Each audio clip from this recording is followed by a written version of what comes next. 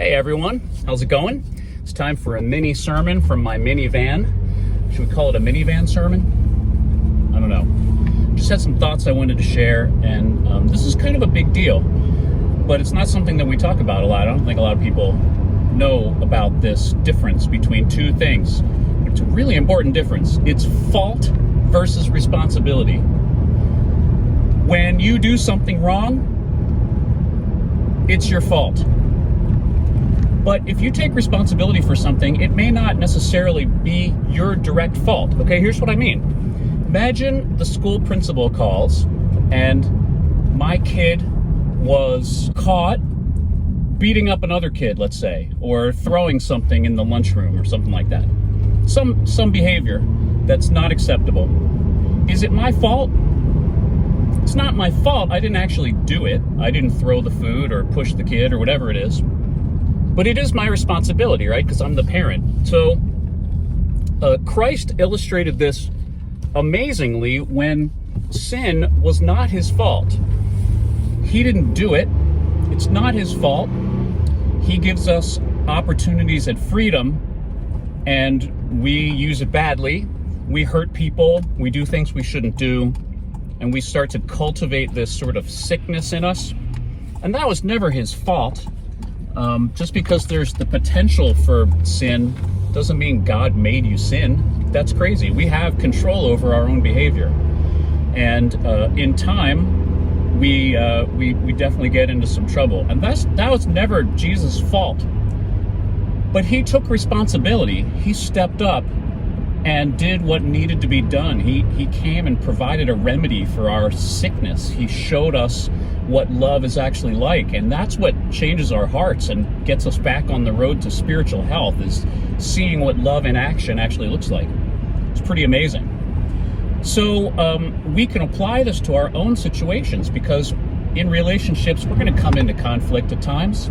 It's really unavoidable, and when we do, we can hold out for the other person to humble themselves and apologize, or if they did something to tick us off, we get all, kind of quiet, turn the cold shoulder. But that probably doesn't help.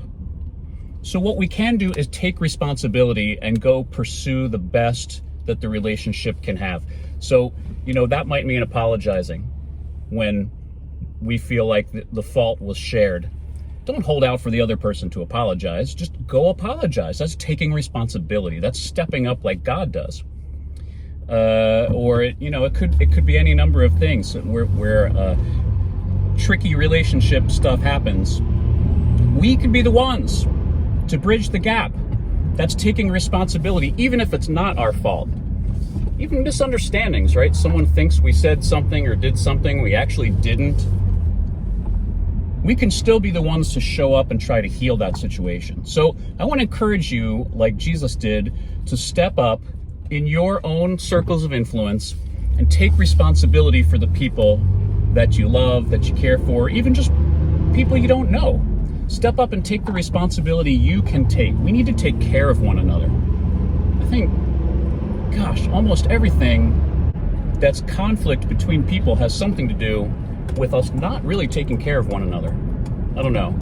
That theory may not hold. But think of it this way. What kind of a world would it be if we actually did that? That would be a pretty awesome, amazing world. So let's follow Jesus' example.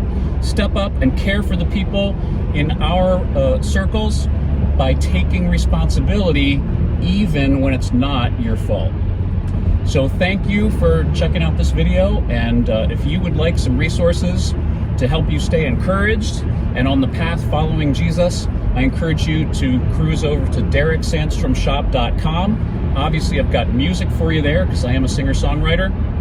There's some other things there too, some journals and some mugs and phone cases, and things just to keep you focused and remind you that God loves you and He's got a better way in mind for you. He's got good plans in mind, as we like to say from Jeremiah.